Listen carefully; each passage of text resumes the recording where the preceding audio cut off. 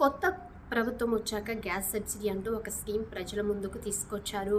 LPG cylinder విషయంలో కేంద్ర ప్రభుత్వం పలు మార్గాలను జారీ చేసింది.